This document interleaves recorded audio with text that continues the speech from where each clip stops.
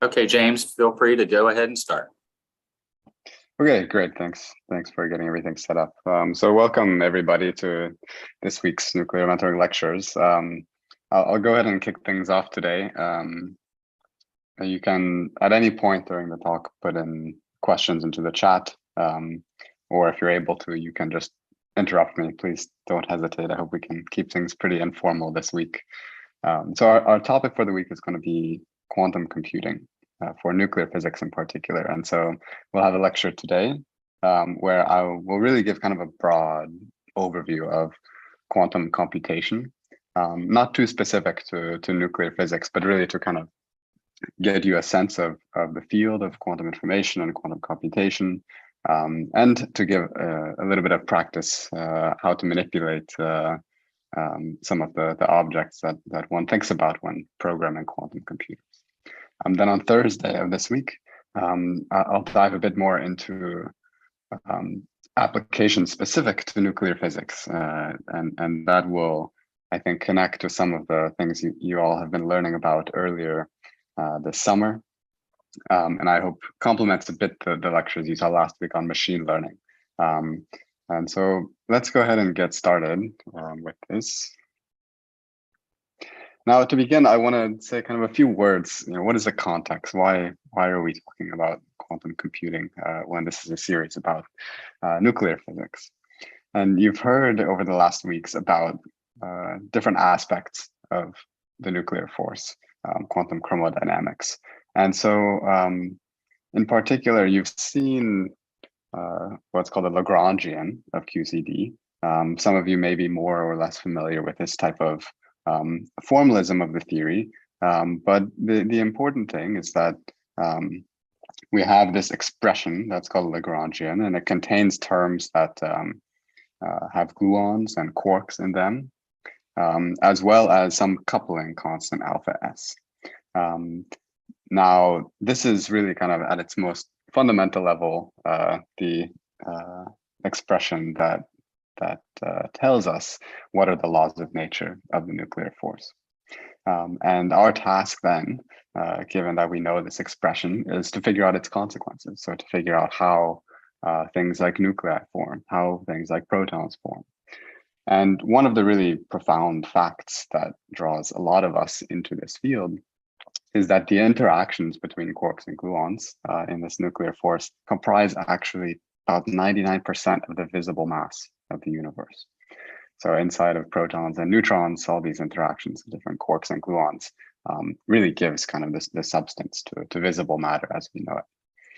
And what we want to know when studying this force is, can we actually solve and predict and understand the results of this Lagrangian? So we call that sometimes, what are the equations of motion?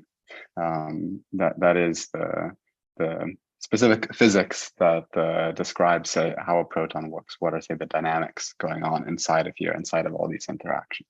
That's kind of the big high-level question that we're facing.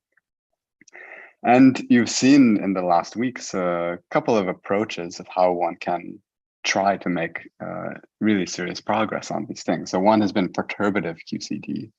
And so this is the method of Feynman diagrams. And so when the coupling between the quarks and gluons, alpha s, is very small, then we can write these little pictures that translate into mathematical equations and do an expansion where we group terms together of different powers of alpha s. And this can tell us, for example, what are the rates of scattering of different type of particles. On the other hand, you've heard a little bit about what's called Lattice Qcd, where for low density systems, in particular, we can compute certain quantities about nuclear matter. So these are usually static quantities as opposed to dynamical ones. And they can give you things like the mass of various species of hadrons or various phase transition information that we haven't talked so much about. But what I want to emphasize here when we're thinking about this, where does quantum computation going to come in this whole kind of big picture here, is that these methods have some limitations. So the perturbative methods that you saw, they don't work if the coupling between particles becomes large. They only work if alpha s is much smaller than 1. And these lattice QCD methods, in general, don't work for dynamical quantities. So that is like the time evolution, for example, of quarks and gluons in a proton or in a scattering process. And so we're going to bring in quantum computation to try to help us extend the ways that these very successful methods can actually be used to describe quantum chromodynamics. Okay, and so specifically that kind of brings us to a concept of trying to understand what we often call emergence in QCD. So that is, we know the expression for the QCD Lagrangian, but we often don't know how to solve the actual resulting equation that tells us the physics that we're after. And so two big questions that I'll come back to a bit more on Thursday's lecture, but just want to kind of preview here to give you a bit of the lay of the land is, what is the landscape of QCD matter? So we're looking at the so-called phase diagram of QCD as a function of temperature on the y-axis and density on the x-axis.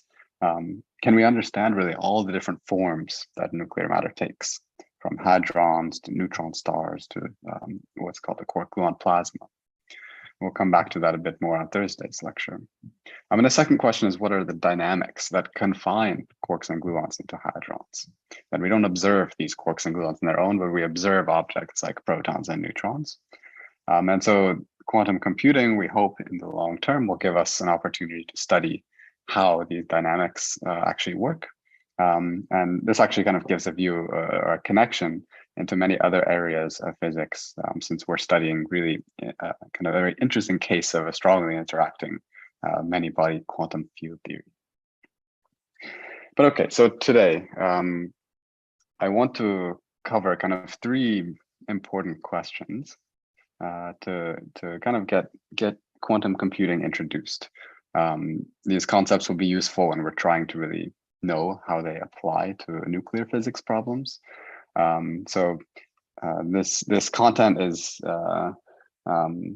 probably new to a lot of you, especially since it's not really the focus of the kind of main focus of this summer's nuclear physics lectures. So I really would encourage you to not hesitate to ask questions either in the chat to interrupt me or later also in the Slack to try to make sure you can understand these concepts. Okay, so there are three questions that I'll try to get at. The first really is, what is a quantum computer? What do we mean by that? How does it work? The second is, what are the potential uses of quantum computing? And I'll be a bit brief on that point since we'll touch it more on Thursday. And the final question is, what are the challenges to achieve quantum advantage? Now, these are all three important questions for not just applications of quantum computing to nuclear physics, but really to science in general. And to many of you, as you're thinking about what kind of science or research you want to do in the future, you can think both about the nuclear physics side as well as the more general side, and what you may be interested in here. There are many interesting problems and directions that young researchers can go these days. Okay, so let's begin with the first question. What really is a quantum computer? And for here, I really want to start at the beginning and think about the concept of computability. So suppose we have some scientific problem that we want to solve. There are two questions we want to ask in the context of computers. The first is, suppose we have all the time and all the memory that we want, can a computer solve a problem or not? And the second is, okay, if it can solve a problem, can a computer actually find an answer in a reasonable amount of time? Are we going to have to wait for, the age of the universe for the answer to come, or can we figure it out in a day, for example? Okay, and so one example of this first question, like, can a computer solve a certain problem? There's a famous example called the sort of halting problem, which is that given some arbitrary computer program that's kind of going along reading some tape, some sequence of bits along a tape, is there some algorithm that we can come up with that will tell us, based on what it's seen so far, will the program finish running at some point, or will it just keep going and keep going? So will this tape kind of keep extending if we only have access to kind of the latest bit of information there? This is a very deep question in computation, and the answer is a very profound no. There is no algorithm that can tell you whether an arbitrary program will halt or not. And so that's okay. That there are still, of course, many problems that we can solve. But what we want to think about when answering this question is, how does a classical computer versus a quantum computer differ in its ability to answer this? And for this question, it actually turns out they're exactly the same. So given infinite time, a classical computer and a quantum computer can solve the same problems. And so that's actually not, I mean, we'll discuss more what exactly we mean by a quantum computer, but this is kind of the first step that we need to understand, is that, okay, they're not actually problems that we cannot in principle solve on a classical computer that we'll be trying to solve on a quantum computer, but rather it's going to be moving to this second question where we'll see quantum computers give us an advantage. So can a computer, if it in principle can solve a problem eventually, can it find an answer in a reasonable amount of time? And so here I've drawn a cartoon to kind of illustrate what we might mean by this. So on the x-axis, it's kind of the size of the problem that we're trying to solve, and the y-axis is the time that it's going to take a computer algorithm to give you the answer. And qualitatively, what we know for certain problems is that a classical computer, the algorithm will really just kind of blow up in the amount of time that it takes. It will become extremely long to compute that thing, such that it makes it effectively impossible. So even though technically it could be solved if we have infinite time, well, you and I, we don't have infinite time. We have only some amount of time, and so we need fast algorithms. And quantum computers can give us that advantage for certain problems. And so it's really, this is the kind of base level concept that quantum computers can offer us, so that they can solve problems more efficiently, some problems at least. Now, to say a little bit more about this, I want to describe the concept of computational complexity. So this can sound sometimes a little bit complicated, but I think it's a really fascinating area that's very active in research today as well in computer science. And this is a topic which asks what type of problems can be solved in a different amount of time. And so the first example of this, we classify a set of problems called P, which are problems that have a polynomial time solution on a classical computer. So there are all sorts of problems. I mean, basically anything that you run on your computer falls in this category. One example is a matrix multiplication. And if I have all these elements in a matrix, all these numbers that I'm going to multiply and add together, one can calculate efficient algorithms for how to do that multiplication in the fastest way possible. And right now, these days, kind of the cutting edge algorithms for that give you a scaling that the time it will take to compute the result of this matrix multiplication scales like something like the number, so like the dimension of this matrix to some power 2.373 about. Okay, so that's the thing we can do on a classical computer. Of course, if we make the matrix too big, it will start taking us longer and longer. But it has this so-called polynomial scaling to it. There are another set of problems that are called NP. So this stands for non-deterministic polynomial time. And what it means is that the computer, a classical computer, cannot find a solution in a polynomial amount of time, but it can verify a solution in a polynomial amount of time. So there are a bunch of kind of algorithmic examples of this. A famous one is called the traveling salesman problem, where you have some list of cities and you want to find what is the route that will minimize the distance where you traverse all of those cities.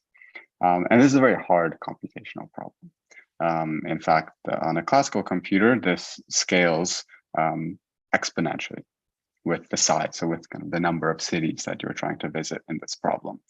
So if I start to ask for more than, a small number of cities that I want to visit, but if I want some complicated trajectory around a country or the globe, then it really will become intractable to solve that thing on a classical computer.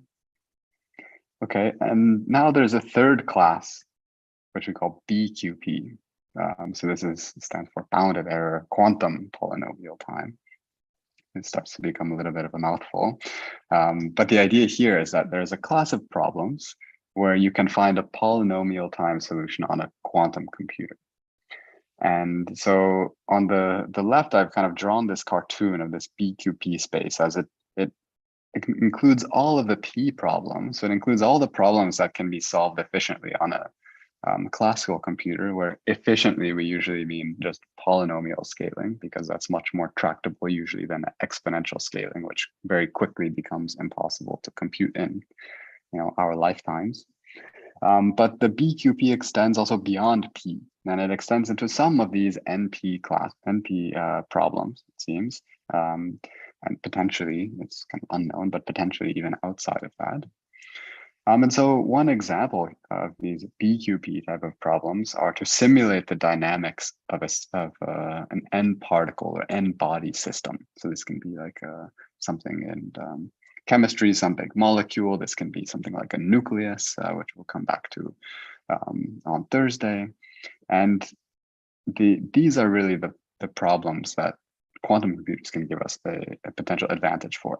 So while a classical computer takes an exponential amount of time to solve these type of problems, so an exponential amount of time to simulate the dynamics of an n particle quantum system, a quantum computer can do it in principle in only a polynomial amount of time.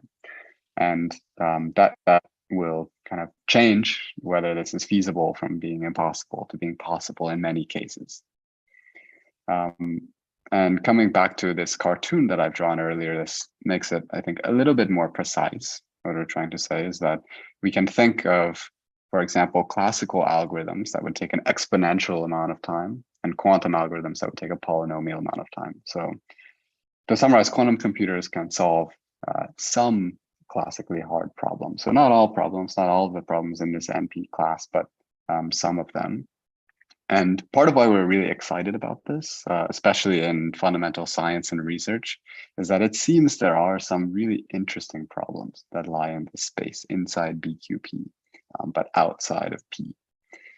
And so just a couple of examples of these, we'll come back to some of them in more detail. So I mentioned the dynamics of a many-body non-relativistic quantum system. This is so-called quantum simulation. It was first proposed in the 80s by Feynman. And there are getting even closer to nuclear physics and high energy physics is scattering in quantum field theory. So what was proved in the last decade or so is that scattering in scalar field theory actually sits inside of this process, inside of this region of BQP.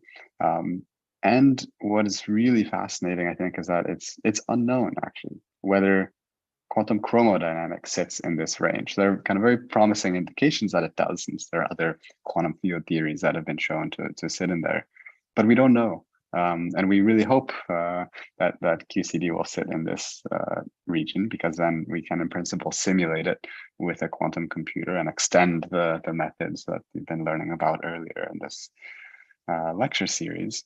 And so there's a whole active area of research of people trying to understand, can we really simulate quantum chromodynamics efficiently on a quantum computer? And we'll get back to kind of pick up that story in greater detail on Thursday.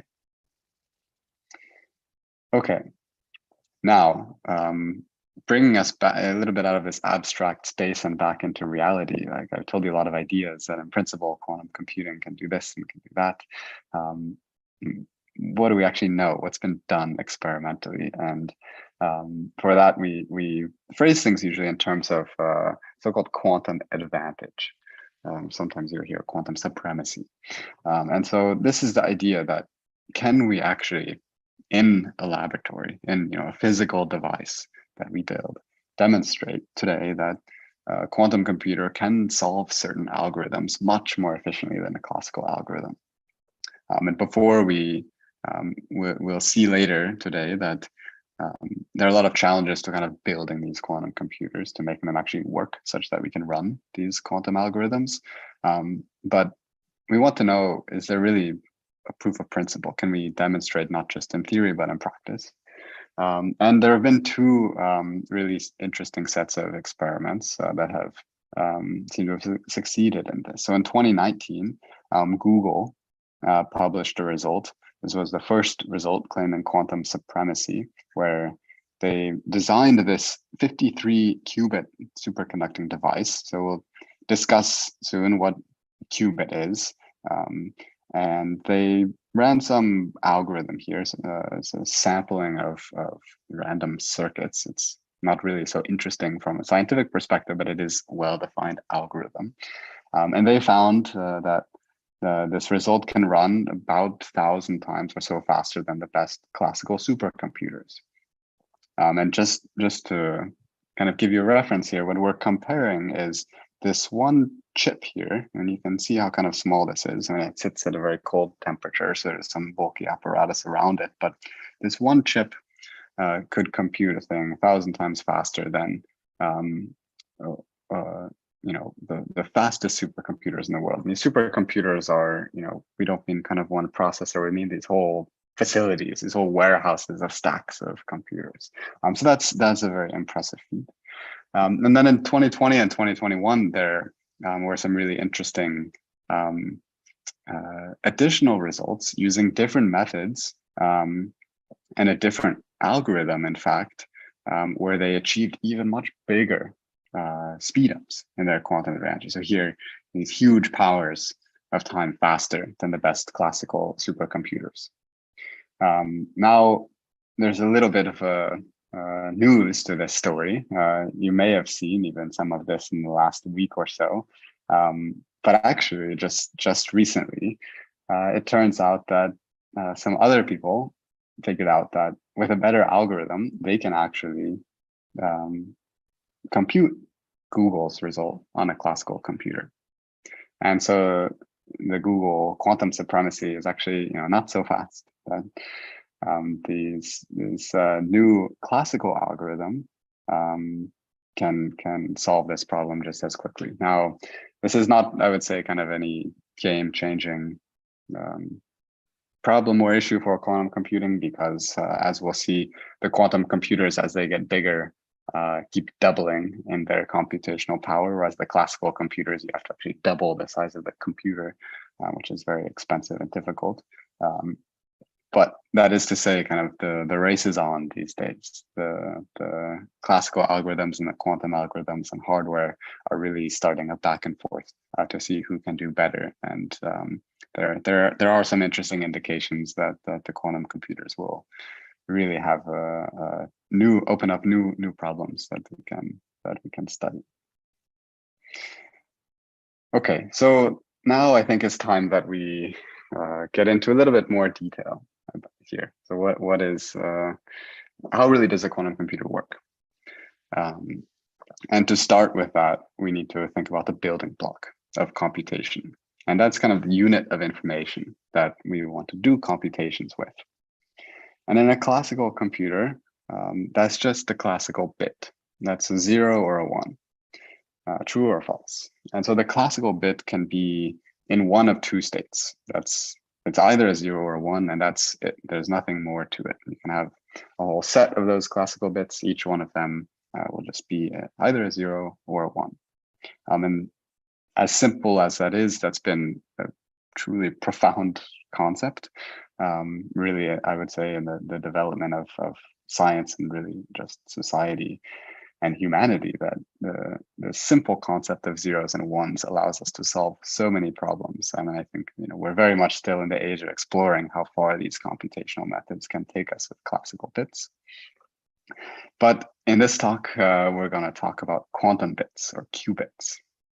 And these are using as a fundamental unit of information quantum mechanics, a quantum mechanical wave function. Now, I'm not really in this talk going to go too much into quantum mechanics. Some of you may have had some background in this. Some of you may not, and that's okay. I hope that the things won't be too confusing here, and you may hear some words, buzzwords that you can either ask questions about or go and try to read about a bit more later. But the important thing for quantum computers is that there's this thing called a quantum mechanical wave function. Here we call it psi. It has this kind of funny notation here that we just use to denote a state of a quantum particle. And we can describe a qubit as a superposition of two states, 0 and 1. So it's kind of like an extension of the classical concept of a bit. And you have some quantum state called 0, some quantum state called 1, and any arbitrary quantum state is defined as a superposition of those two. So there's some coefficient a sub 0 and some other coefficient a sub 1, which describes how much is that quantum state in state 0 and how much is it in state 1. And it can sit, as entirely a 0 state or entirely a 1 state or an equal combination of the two, or anything in between. And so the notation that we'll use, we'll sometimes write it in this this kind of linear superposition notation. And we'll sometimes also write that as these column vectors here, where we just write the coefficients a0, a1 as elements in this column vector.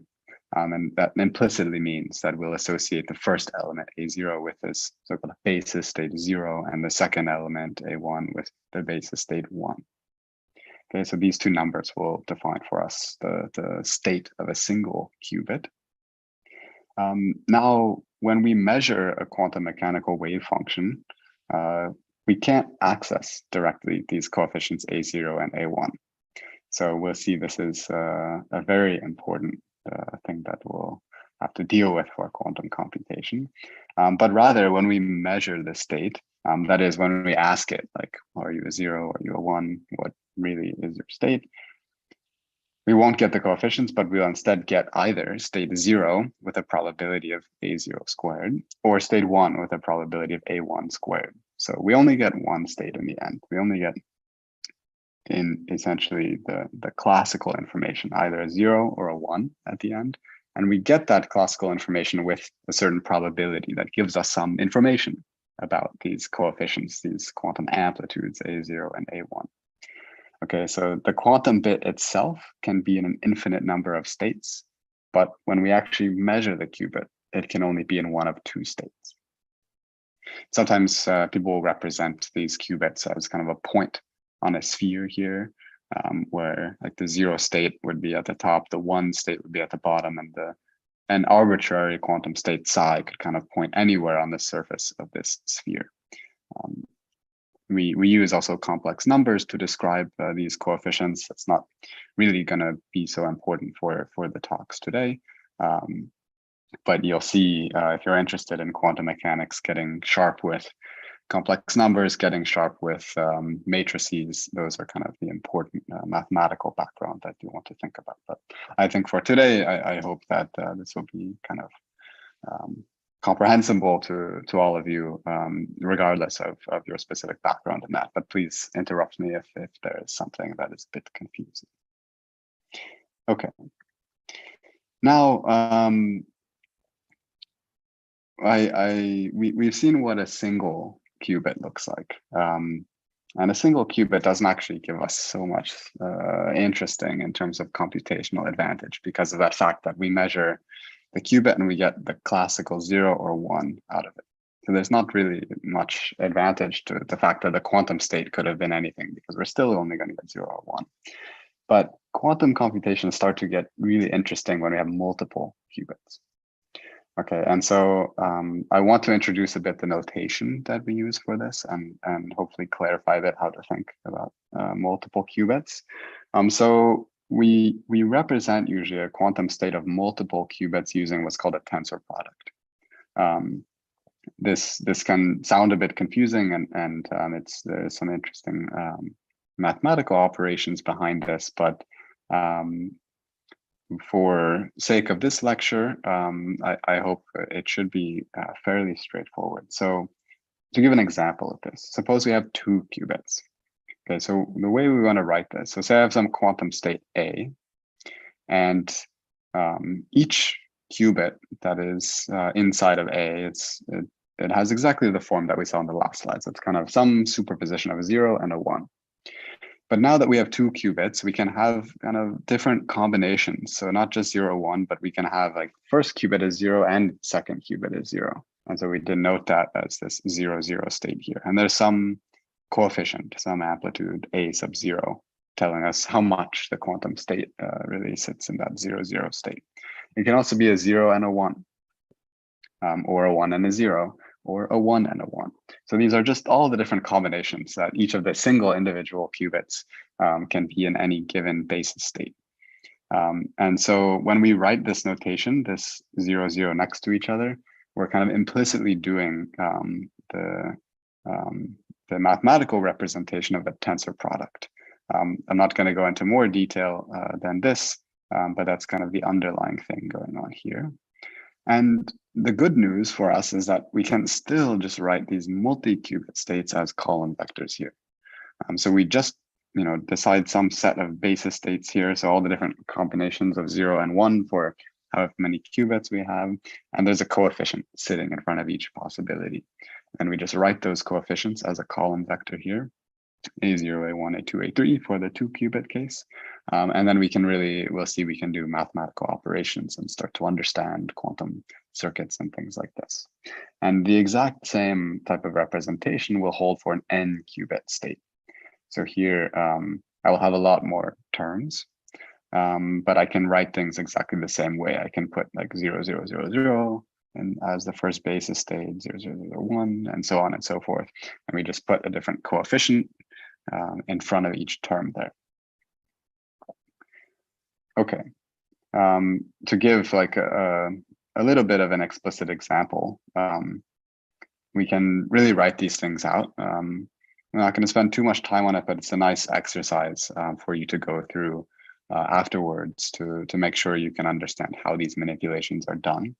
So that we write this, for example, 0, 1 states. This is a 2 qubit state, tensor product of 0 with 1. And each of those individual qubits, like qubit 0 and qubit 1, each of those are a column vector with 2 entries. And the rules for doing a tensor product will give you a result that looks like the one on the right. How I always think of it is when you're doing this multiplication, you take the second column vector and plug it into the first one. So that will give you like a 0 times a 1, 1 times a 1, and then you plug it into the second entry, 0 times 0, 0 times 1. So you get an answer here, and that will give you this kind of 4-dimensional vector here. Okay, and there's the same formula on the bottom here for just arbitrary coefficients here. So you get some combination of the coefficients of the 2 different qubits that will represent the multi-qubit state with.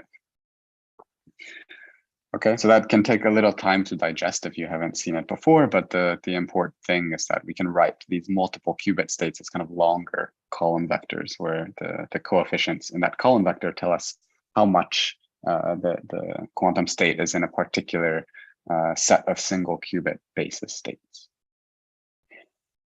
All right, now why we're going all through this is I want to ask the question, where does this quantum advantage come from? How can we understand, I've shown you these kind of abstract computational complexity, told you a little vaguely about quantum algorithms, but what's really the fundamental way that a quantum computer can compute a problem more efficiently than a classical computer?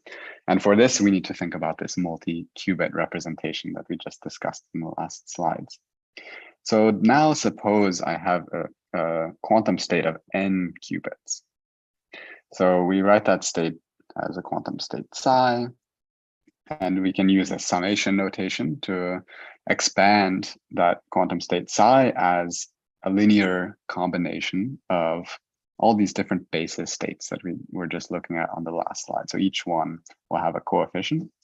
And the important thing here is that they're actually 2 to the power n different amplitudes. So 2 to the n different basis states, which is determined by all the different combinations of single qubit states. So for example, for a 3 qubit state I've written in the bottom here, we can see that there are actually 8 different basis states. That's like 2 to the power 3 for 3 qubits. And so there's 8 different coefficients, A1, A2, and so on. And all these different combinations of whether the 3 qubit state is in a 0 or a 1. Okay, and that's really kind of the first important observation, that the number of amplitudes that exist to represent an n qubit quantum state is 2 to the power of n, so it's exponential in the number of qubits. Now, the quantum advantage will come from the fact that a quantum operation, or what we'll call a quantum gate, actually modifies all of these 2 to the n amplitudes simultaneously. So if I were trying to do a computation like this with a classical computer, I would kind of have to go one by one, change a bit from 0 to 1, change a bit from 0 to 1, and so on and so forth. I would have to operate on all of those 2 to the n different pieces of information. But with a quantum operation, due to quantum mechanics, a quantum operation will kind of modify all of those 2 to the n amplitudes with manipulation of only those n qubits. We'll see examples of this. There's a quick question in the chat. Yes, okay, let me try to bring it up.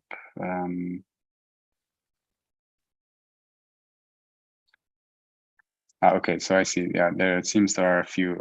Okay, I guess we missed a bit back earlier. So let me pause here for a second and go back. So I see we missed a couple of questions. Okay, so first there was a question back here. Right, so the question is, are there NP complete problems in BQP? Right, so this is a question that actually goes a little bit beyond what I've written here. So there's another class of computational complexity called NP complete. These and the question is, are there problems, are the NP complete problems in BQP? The general thinking there is no. I can provide also, when I upload the slides, I'll provide some kind of a few links to some additional reading material, which goes in a bit more detail about these computational complexity classes. But for now, I think let's just leave it there. Okay, now there is a second question. Okay, a question also asking to provide the link for this Google result. I will put that in when I upload the slides as well.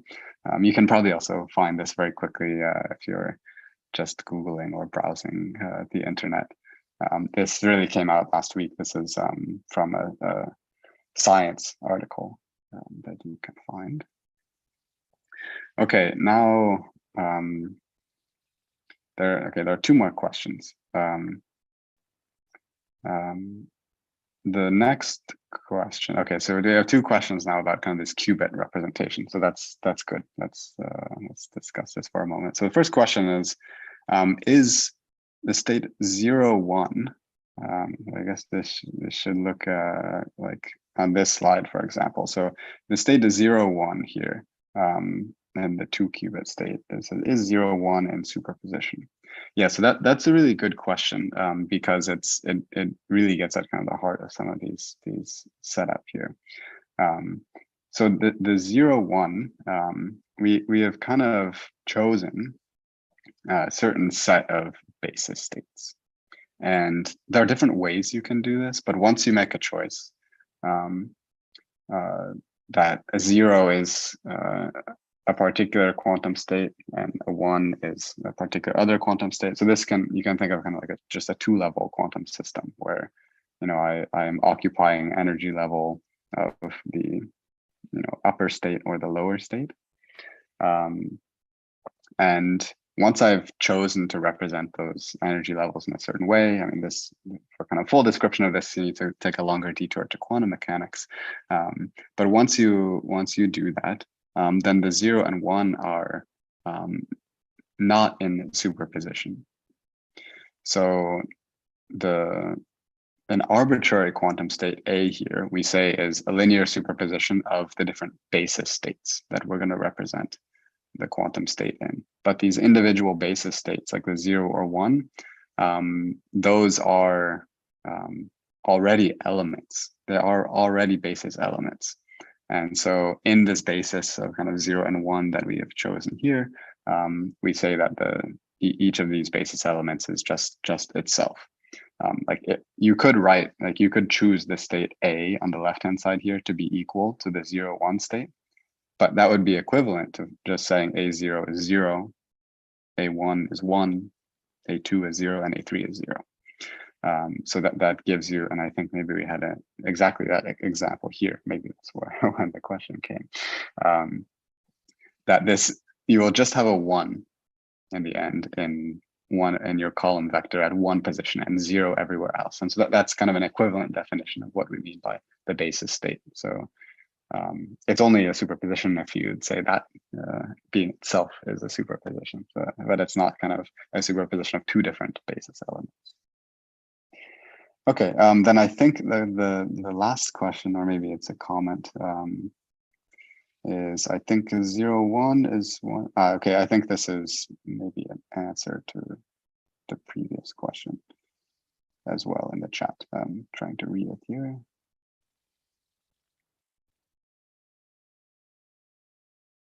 Yeah, so that's right. So that's I think more or less what a different way of phrasing what we've said now, that writing this 0, 1 is really, it's using kind of the same basis as the single qubit states. And by using this tensor product, writing them still using the same basis states, but for all of the different qubits combined together as tensor products. Okay, so those were some great questions. Yeah, please don't hesitate to keep them coming. So let's get back to where we were a few moments ago. So we're trying to understand really where this quantum advantage comes from. And we saw that for a system of n qubits, we have an exponential 2 to the n number of different basis states or amplitudes representing that quantum state. And that quantum operations modify all of those 2 to the n amplitudes simultaneously. So by a quantum operation acting on n qubits will modify, in general, 2 to the n amplitudes. And so this is kind of the key point where we're going to try to get an exponential advantage from. There's a problem, however. It's not quite that simple, because as we discussed earlier, we cannot access the quantum amplitudes, these A1, A2, A3 directly. Right? We can only perform measurement in quantum mechanics, which means we can only randomly sample one of these 2 to the n states. So anytime we perform a measurement, we ask what state is that multi-qubit state in. We just get one answer each time we ask that question. And the answer comes again with the probabilities. So it's determined by the size of the amplitudes, but in a probabilistic way. And so this sets up actually the major challenge and the major opportunity of quantum computation. So the question is, how can we take advantage of the exponential efficiency of quantum operations, where operating on n qubits modifies 2 to the n amplitudes? How can we do that when we only can access one randomly sampled state at a time? So it's kind of a subtle problem. There is a great opportunity, and that due to the way quantum mechanics works, we can get this, we can modify these 2 to the n amplitudes at once.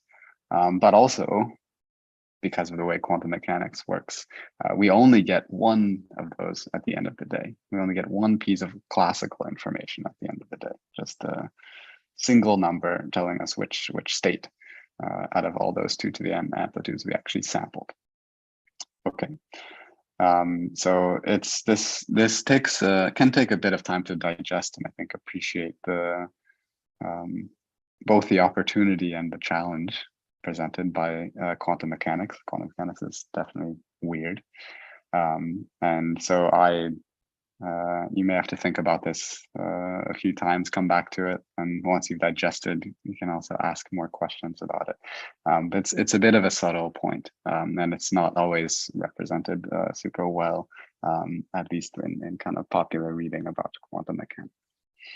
Okay, now, so with that idea, with that kind of concept in mind, let's start thinking about actual computation. And so usually people will talk about two different types of quantum computers. One they call digital quantum computers or universal quantum computers. Others they call analog quantum computers, which are more application specific. Think about that as kind of like a tabletop physics experiment where you're creating some quantum states and interacting them in some certain way. The digital universal quantum computers you can think about as like the quantum analog to just a classical electrical circuit. And in this couple of lectures, we're going to focus pretty much entirely on these digital universal quantum computers, these gate-based quantum computers. And that will bring us immediately into the world of quantum circuits. And so this, when we say they're universal, we mean that any quantum computation can be written in this way. And there will be just two elements really coming in here. There's going to be the qubits, which we've been talking about, and they're going to be quantum logic gates. These we haven't really heard yet, but these are really kind of the element that will allow us to simultaneously modify these amplitudes as we manipulate the qubits.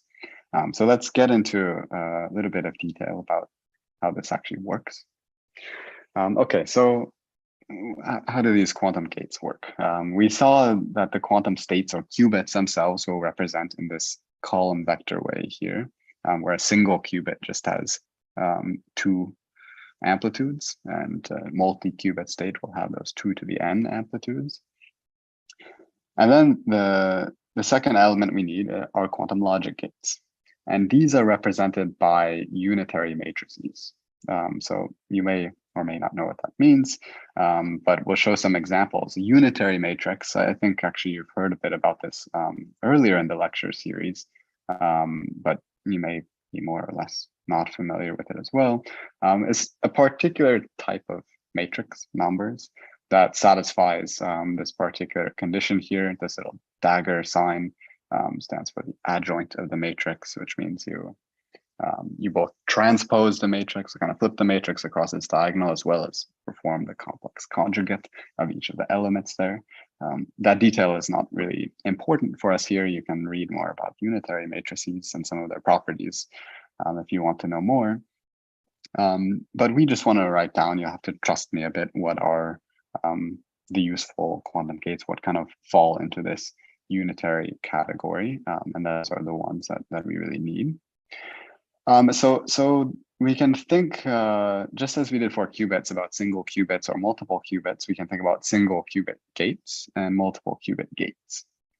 So for a single qubit gate, what we mean is just some quantum operation that will change the quantum state of the single qubit. And there are some kind of popular or common ones that you'll come across a lot, and I've just shown a few examples here. So if we suppose that our quantum state is represented on the left as like alpha 0 plus beta 1, and then we apply this single qubit gate called the X gate, the result of that, this is just like a choice that we're calling the X gate here, would be to flip the coefficients of these two. So now beta is going to be the coefficient in front of 0, and alpha is going to be the coefficient in front of 1. And one can represent that in the matrix formulation by this expression for X on the right here. So it'll basically just flip the coefficients on the 0 and the 1 states. And so that is, if you just multiply this matrix X by this column vector, which would just look like alpha and beta as the two elements, you would end up getting a column vector that would look like beta for the first element and alpha for the second element. Okay, and there are other transformations that we can do. These are just some specific choices for them, but we can also do what's called a Z gate, where here we're kind of flipping the sign of this second element beta here. You can see So that would be represented by this matrix here on the right-hand side.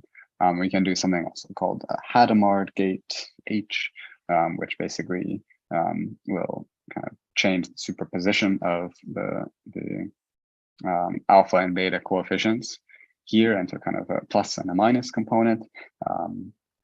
And then together with these single qubit gates, we can also think about multiple qubit gates. So these are the gates that we're going to need to get the quantum advantage by doing some simultaneous operations on multiple qubits. And we get a little lucky here that there is an analog to classical logic gates in that we can use what's called a universal gate set.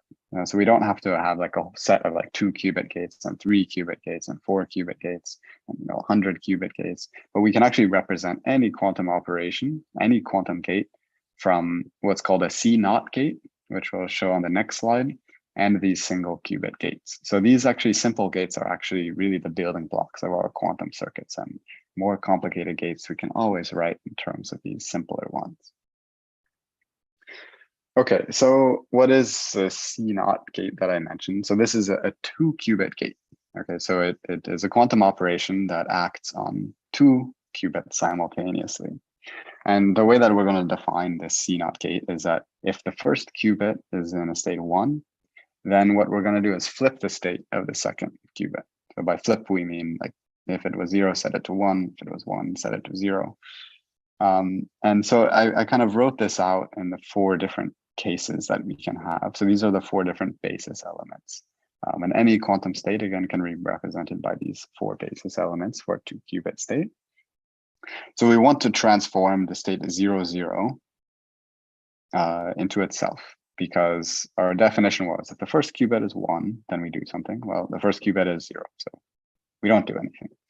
And the same for the 0, 1 state. We don't do anything to it because the first qubit here we say is 0, so just leave it alone. Now, when we look at these 2 examples in the bottom row, the first qubit is 1 here, and the second one is 0. So since the first qubit is 1, then we want to flip the state of the second qubit. So we want a transformation that will send this 1, 0 into a 1, 1 state. And similarly, for the 1, 1 state, since the first qubit is 0, we want to flip that second 1 into a 0. Now, we want to construct this transformation as a matrix. This will allow us to really kind of operate and understand the quantum circuits. And we will represent it by some funny symbol here, where this dot is like the first qubit, and this open circle at the bottom is this second qubit. And since we have 2 qubits, we know kind of the dimension of the matrix should be 4, since our multi-qubit state has 4 amplitudes. And it turns out that the matrix looks like this here. Now, to understand how we actually got to that, you can notice that the ith column of this matrix determines how the ith basis state is going to transform. So I will the operation I want to do is multiply this matrix by the input qubit on the left and get out the qubit on the right. And so if you just think about how the matrix multiplication works, that first column is going to tell us how the first basis state, this 1, 0, 0, 0 will transform. And we just want it to transform to itself. So that means 1 on the diagonal, 0 everywhere else. And we can do the same exercise in the other columns. So in the second column, we just want the second element to stay the same. So we keep a 1 here, 0s everywhere else. Now it gets more interesting when we get to the third and fourth columns. Here we want to transform this 1, 0 state into 1, 1. And so for that, the 1, 1 state is the 4th basis state. And so we want to actually put a 1 in the 4th row here and 0s everywhere else. And similarly for the last state here, we want to transform the 4th state, the 1, 1 state, into 1, 0, which was the third element, the third basis element.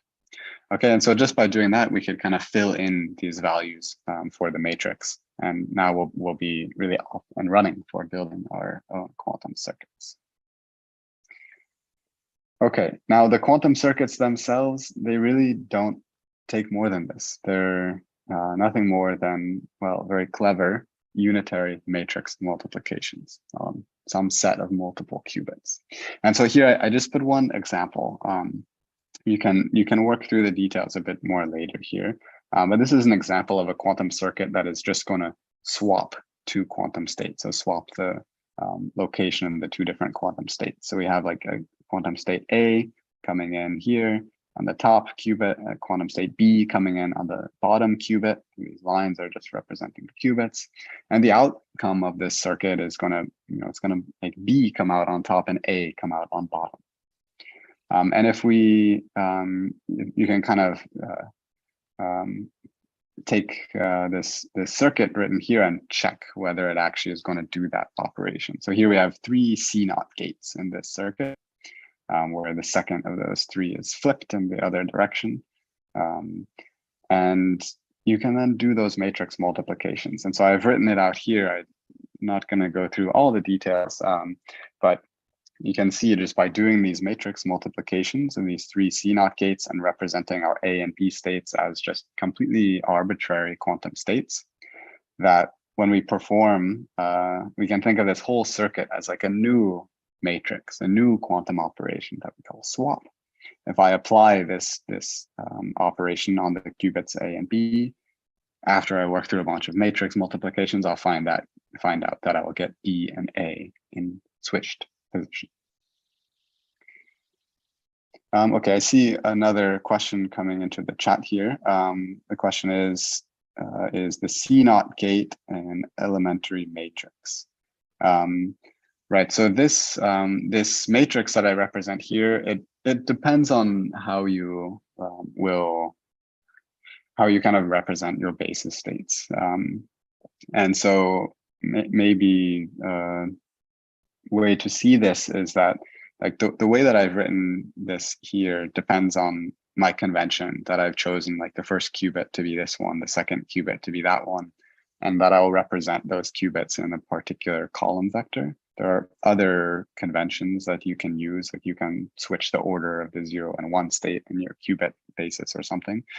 But what you'll see in this example is that for the second C0 gate is kind of flipped, right? So the lower qubit here is like the control qubit that we're checking if it's 1, and then the upper qubit is the one that will potentially flip. And when you write out these matrices, this is a nice exercise to do to see that you understand this. When I wrote out these 3 C0 gates, where the middle one is kind of flipped relative to the other 2, then the matrix will look differently. And so you can work that out by the same exercise that we did in the last slide. So really looking at which column of the matrix should transform in what basis state into what basis state. But these aside from that, these matrices are really kind of a choice of convention. Yeah. So I hope that answered the question. Okay, so that's kind of the introduction that I wanted to give to these quantum circuits. So I went in a little detail there. Now I want to back off a bit more to the big picture again, like why are we getting into all these details, and think at kind of a high level, what are some of the potential uses of quantum computing? I'll be pretty brief in this section today because we're going to get back to some more specific examples in greater detail on Thursday. But I want to give you a sense of kind of why we're really excited about the potential for this technology. There are a whole bunch of ideas how quantum computers can do interesting things, either for science or for society as a whole. One of the big ones for fundamental science is to try to simulate quantum field theory.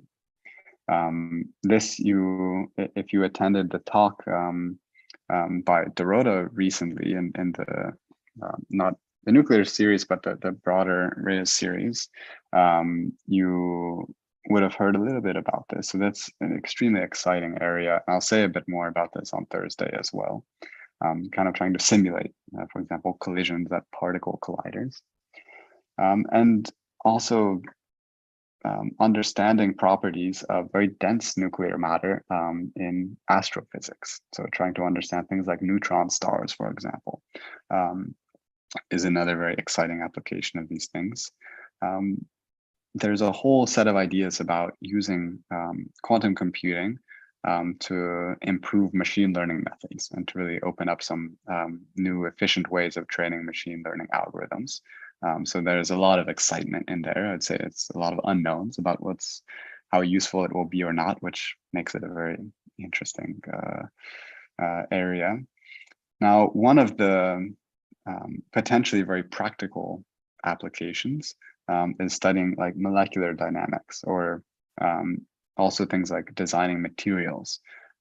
This is like simulating or kind of finding out information about the structure of molecules or materials that we cannot do with the traditional classical methods. And there's a whole, perhaps this is the most famous one, even a whole bunch of implications for cryptography, both for breaking encryption algorithms as well as constructing even safer algorithms using the properties of quantum mechanics.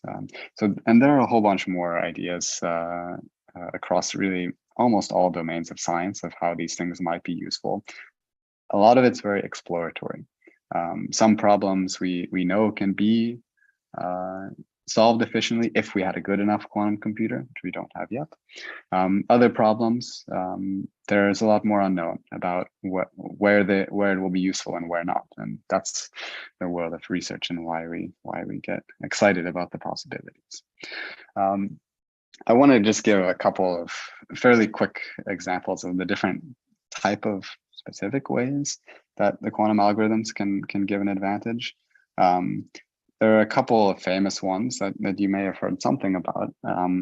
Probably the most famous one is called Shor's factoring algorithm. So this is a computational task where you want to find the prime factors of an integer.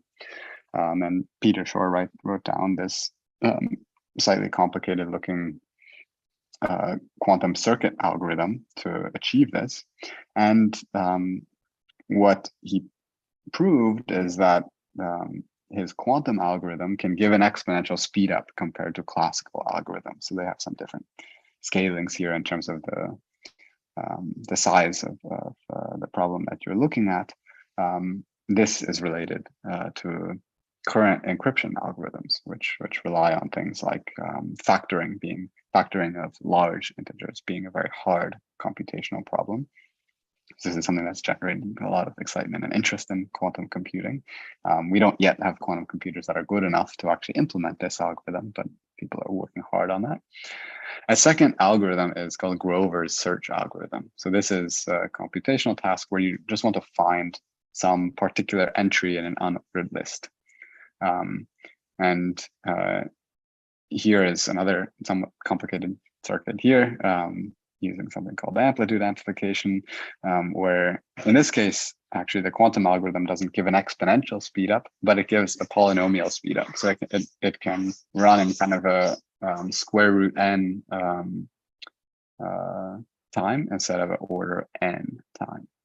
Okay, and this can also be very, very valuable speed up. There are more quantum algorithms here. I just wanted to kind of give a flavor of some of these things where you have some really kind of algorithmic task that has nothing to do with quantum mechanics.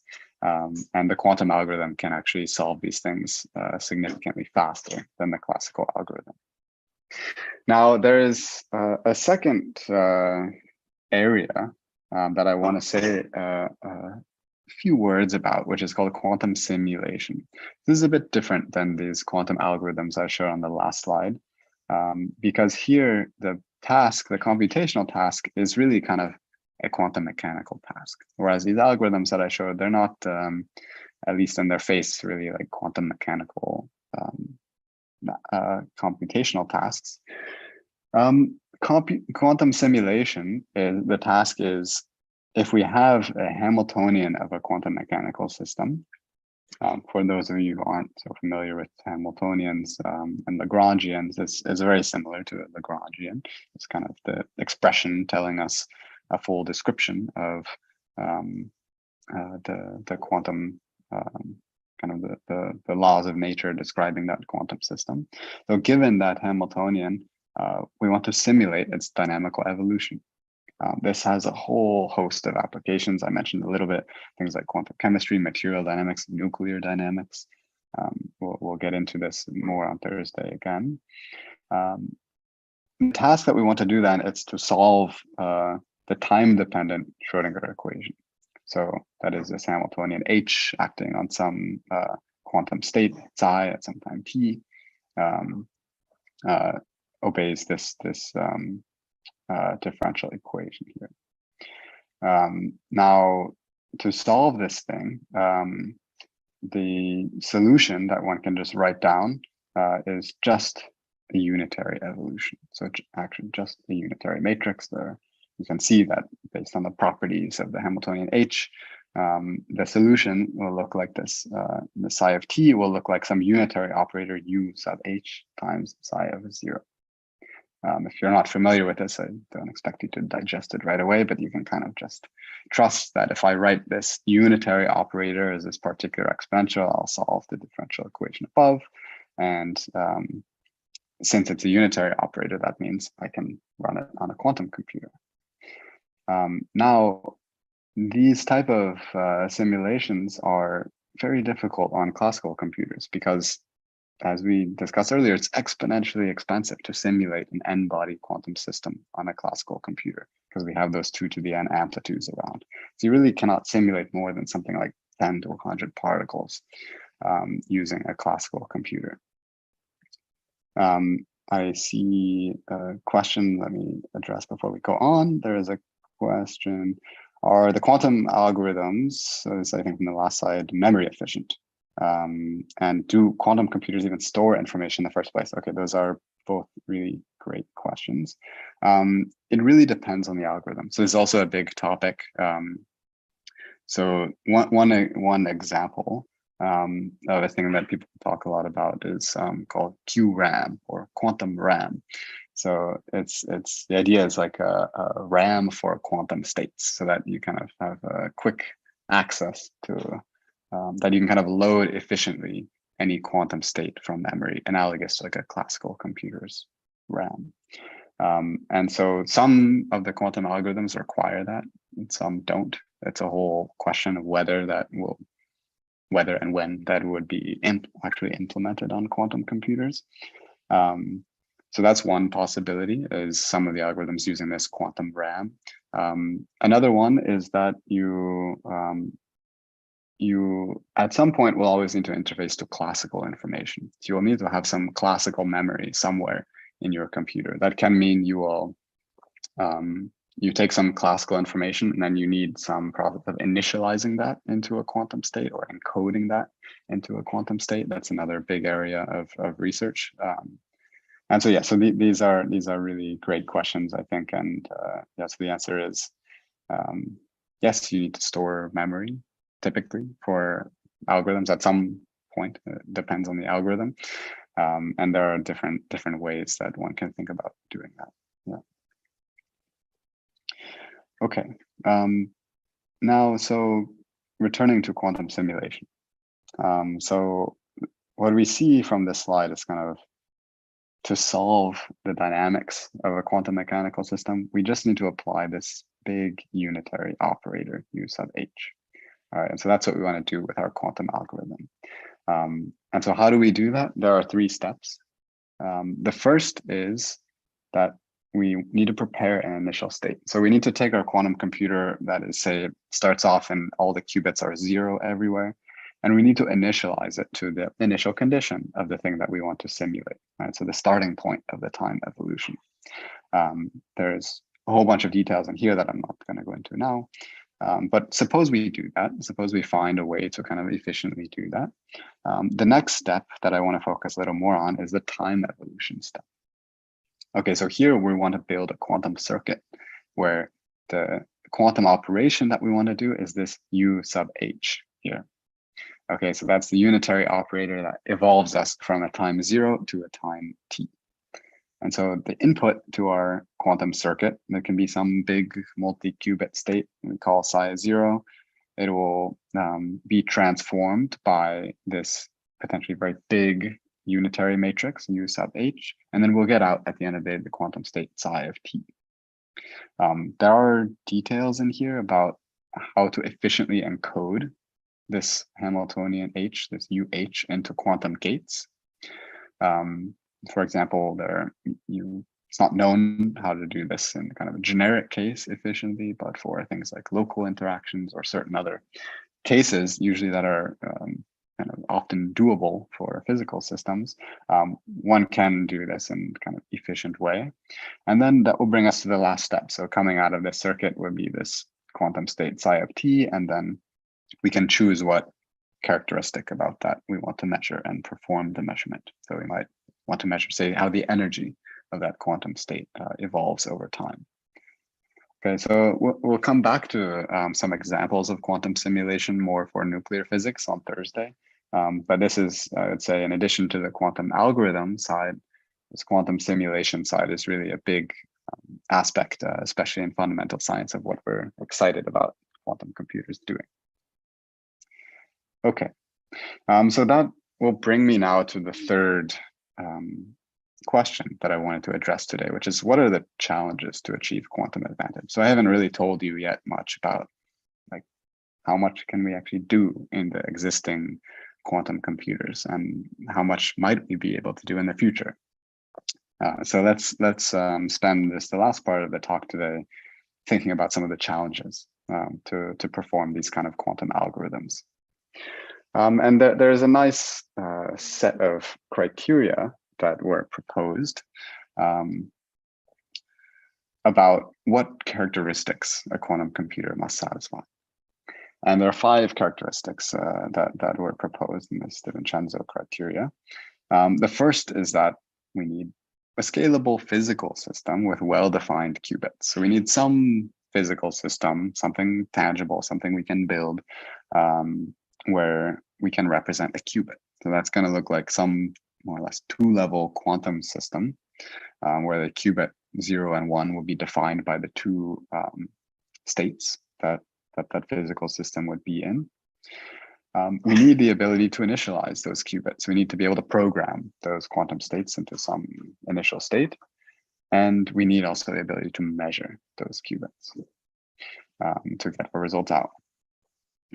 Now, the last 2 pieces have to do with the actual gate operations, the quantum operations that we want to do. The first is that we need a universal set of quantum gates. So this goes back to a few slides ago when we talked about single qubit and 2 qubit gates. We need to be able to program, just like physically on our device, some universal set of gates such that we can build up any arbitrary unitary quantum operation from them. And finally, to kind of make this all work together, we need that the qubit decoherence times. So say a little more about what that means, but kind of the lifetime that those qubits will exist for before they kind of get changed by the environment in a way that we don't want. We need the lifetime of those qubits to be much longer than the gate latency, or the time that it takes for the gates to perform these unitary operations. Because of course, in real life, in a real physical system, we can't just write down a matrix. We need to actually set up some physical system and do something that takes some non-zero amount of time. And so there's a whole bunch of different physical systems being explored to implement these, each with different strengths and weaknesses. And I am not going to really say much about this hardware here, just for sake of time, but I want to say maybe just a few words to give you at least like a rough sense of what kind of things we're talking about here for the quantum devices. So the 2, I would say the 2 kind of most developed and currently most popular technologies for this are superconducting circuits and trapped ions. There are a bunch of others, other exciting ones, but these are I think ones that have a lot of work behind them. The superconducting circuits are the technology used by Google, used by IBM, and some others like Rigetti. And the idea here is that one uses some superconducting circuits, which the purpose is to construct a nonlinear quantum oscillator. Now, the reason for that is then we can get kind of two states, 0 and 1, that are separated by some energy, and the actual quantum gates to manipulate those qubits will be coupled microwave pulses. And so one sets up these circuits in these cold dilution refrigerators, and so there'll be some kind of chip with these quantum circuits that will sit at the bottom of these big, really nice looking pictures that you'll see from IBM and Google and others. There is then a completely different technology of trapped ions. So these are also used by some exciting companies here, where the actual qubit here is based on atomic energy levels. So one finds some atomic species where you can find some transitions where you can kind of excite and initialize and populate your qubits into some state, and control the 0 and the 1. And so what you can get here is like these really fascinating type of pictures from this one. I think it's from IonQ, where you will trap a whole bunch of atoms, these trapped ions here in a row, and then you can perform some laser pulses to actually manipulate the quantum states of those and interact them with each other. So this is also a really interesting quantum technology. And what's been exciting is in the last handful of years, there have been really big advances in the qubit coherence time. So how long these, if I program a state in some superposition of 0 and 1, it will stay there and not decay. As well as in the quantum gates themselves. But that being said, we're still in like very early days. So the state of the art these days is kind of, you can have kind of order 10, maybe if we're being generous, up to 100 qubits, and something like an order 100 2-qubit operations. And that's really not very many. And they're also noisy operations at this point. But so the hope is that this progress will really keep going at a fast pace and can bring us to both more qubits and the ability to do more operations, so kind of longer coherence time, more stability of the qubits. Now, what are the problems that we face here? Let's see another question in the chat. How do you measure coherence times? Right, so okay, so maybe let me try to answer that in the scope of this slide. So let me just continue for now. So the current quantum devices that we have, they're small and they're noisy. And so specifically, what are some of the hurdles that need to be improved in the future? The first is that there are kind of only a small number of qubits. They only have kind of order 10 to 100 qubits. And different companies have different projections of how quickly the growth of the number of qubits will be. You can decide how much you want to trust those projections or not. Here's an example from IonQ, who thinks now they have something like 20 qubits. They think in a few years they'll get up to 1,000 or so. Others like IBM with different technology have bit larger goals. But the key point here is that we need more qubits to achieve a quantum advantage.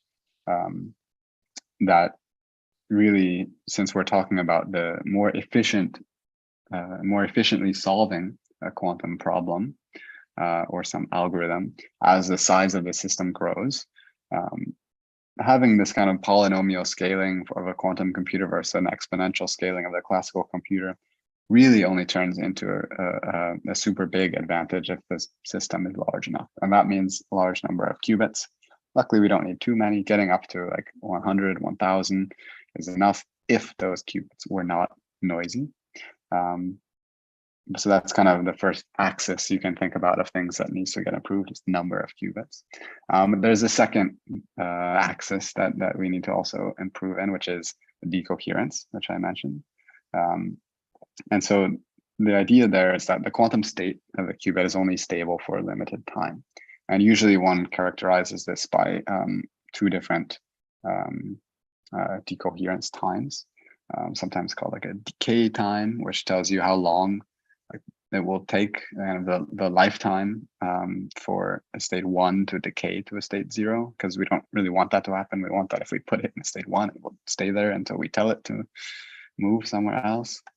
And the second is so-called dephasing time, which is kind of what it sounds like. You can write this in different ways, but for example, like a one state turning into an equal superposition of a 0 and 1 state.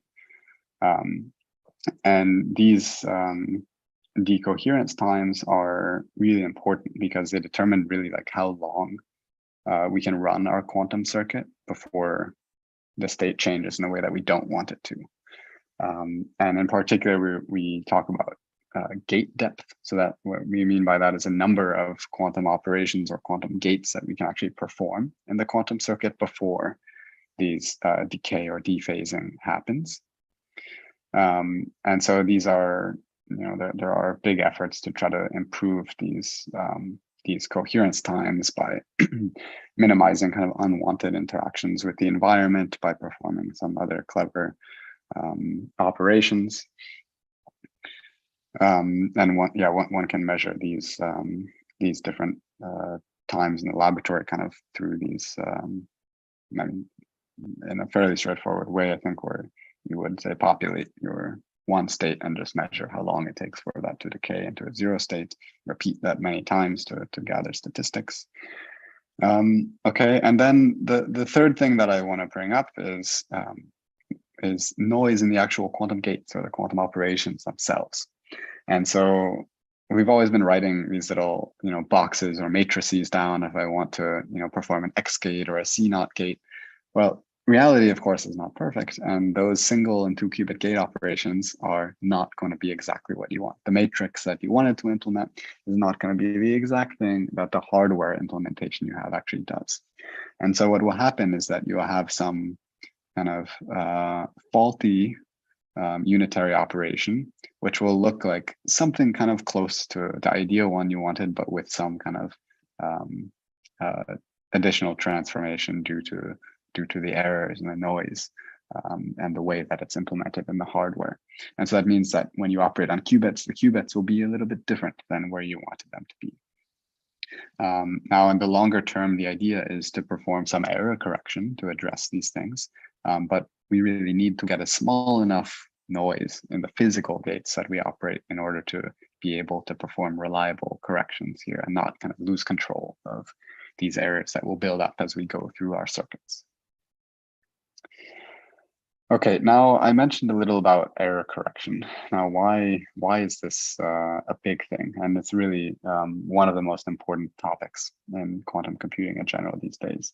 The reason why this is not a simple thing to solve is due to a property of quantum mechanics called the no cloning theorem, which is asking the question, can we copy an arbitrary qubit in order to provide redundancy?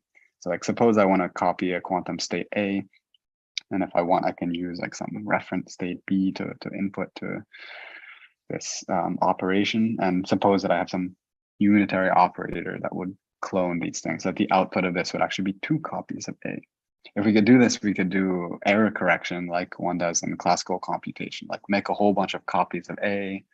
And then as long as the error rates are small, I can just look at kind of how many of my results. I can do the computation in parallel many times and just look at which are kind of the dominant answer that I get out, which I think would be the right one, whereas maybe 1 or 2 of them would have some errors and have some other quantum state. But unfortunately, the answer is no. There's no such operator. It's not possible in quantum mechanics to clone an arbitrary qubit. There are some simple proofs of this that I won't go through, but the key thing is that quantum mechanics really prevents us from using these more traditional error correction techniques because it doesn't allow for copying of an arbitrary quantum state. And so this has actually led to the development of a whole literature of quantum error correction, which is a very active area of research. And I want to just illustrate one quick example of quantum error correction to try to give you an idea of what really has been a quite transformative idea in physics the last couple of decades. The idea is that we want to perform operations on qubits to achieve this exponential advantage in some way, but we don't know how to do that when the qubits are decohering, when the gates are noisy. That is to say, we don't know how to achieve quantum advantage when we have these kind of physical qubits that are subject to these noise. And so the idea of quantum error correction is, let's try to encode what we call a logical qubit. So a qubit that we really want to perform our algorithm without error, encode that into a larger set of physical qubits, and see if by doing this in some clever ways, we can actually suppress the errors that happen on those physical devices. Okay, and so to give one example, this is probably the simplest thing simplest kind of error correction algorithm you can look at, so-called bit flip code. So like, let's suppose that the error that's going to happen to our quantum state is that there's going to be some bit flip. And by this, we mean like an X gate, which occurs with some probability P. Right, so we have some quantum state that's going to, kind of in the circuit is going to have some error applied with some probability. And then we want to know what comes out the other side and correct that error if it happens. Okay, so how can we do this? Well, we need to be a bit clever. We can't just, like we saw, clone this qubit a bunch of times and try to correct the error that way. But what we can do is we can entangle the qubit. We can encode the qubit into a larger number of other qubits. So in particular, like, let's consider our state psi as, we can write it in this usual superposition of a sub 0 and a sub 1. And with this little pair of C0 gates that's shown here, one can achieve a 3-qubit state where we have A0 on a state 0, 0, 0 plus A1 on a state 1, 1, 1. It's a nice exercise for you to go through and understand why that's the case, why implementing these two C0 gates will transform these initial psi 0 and 0 into the state A0 times 0, 0, 0 plus A1 state 1, 1, 1. Okay, but you can, in the meantime, take my word that this little quantum circuit actually does that. Okay, and then we need to do another kind of clever and somewhat complicated looking step here, which is to introduce what we call some Ancillar qubits. So these are now extra qubits where we want to gain some information about what's going on with these 3 qubits, but without actually measuring anything about the amplitudes A0 or A1. We don't want to measure the amplitudes A0 and A1 because that will destroy our quantum state. It will then get back, only one of those 2 quantum states. But cleverly, by using these Ancillar qubits and by connecting these 4 C0 gates here, we can perform what's called like a parity measurement. So it's kind of checking which combinations of these 2 qubits might be like the same state or different state. It's kind of what we mean by a parity. And then what we want to do is measure those Ancillar qubits. Okay, so when we measure those Ancillar qubits, that will give us, if we design things cleverly, information about where the actual bit flip occurred. And then we can perform a correction to like unbit flip the qubit that had the bit flip in it. And so these take some details to work through, but you can find that only certain combinations of quantum states can peer if you set up the circuit in this kind of clever way. You can find that if there was no bit flip that occurred on any of these 3, then, well, you don't need to do any correction. And that the Ancillar would just give you a 0 and a 0. So if your 2 measurements here give you a 0 and a 0, okay, I don't have to do any correction. There was no bit flip. If, on the other hand, the Ancillar gives you a state 1 and 1, so the 2 Ancillar qubits measured your state 1 and 1, then if you work out the details of this, you can actually see that that means that qubit 1 had to have flipped. So that means in my correction step, I can put an extra X gate and kind of undo the flipping of the qubit 1. And similarly for the other possible measurements of the Ancillar, I either want to flip qubit 2 or qubit 3. Now, there are a variety of different error correction codes. I showed you quickly kind of one example of one of the simpler ones, which already is a little complicated, but they get more complicated as you try to correct more general errors.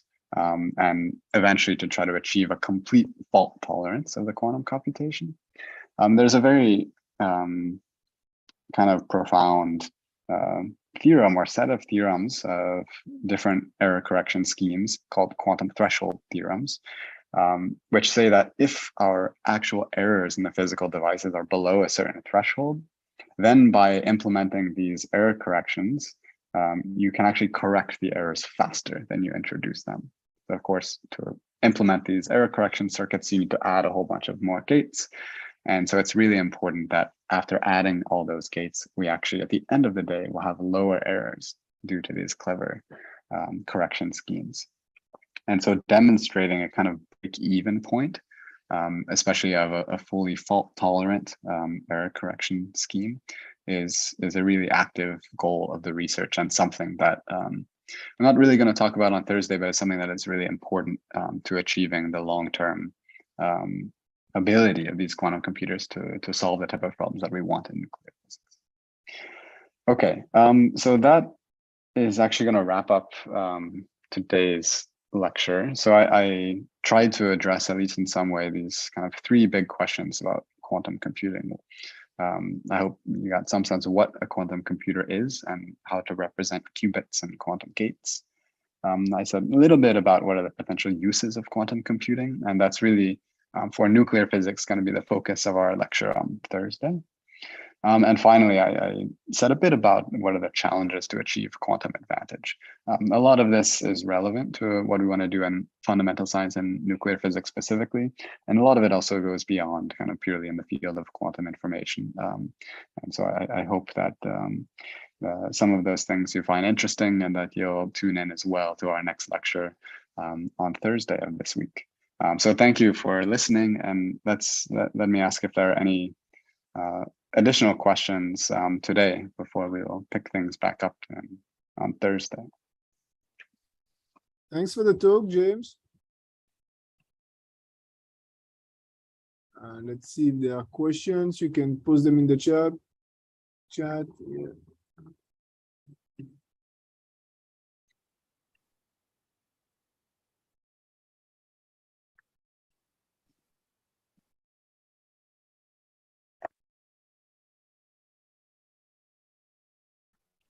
Okay, we had quite some questions during the talk, which was very nice. But So yeah, Thursday, feel free also to. So Thursday you continue on this topic? Yes, so Thursday we'll pick things up again at the same time. Yeah, and we'll focus a bit more towards the nuclear side. So using some of the things from today to talk about applications of these things to problems in nuclear physics. Yeah, very nice.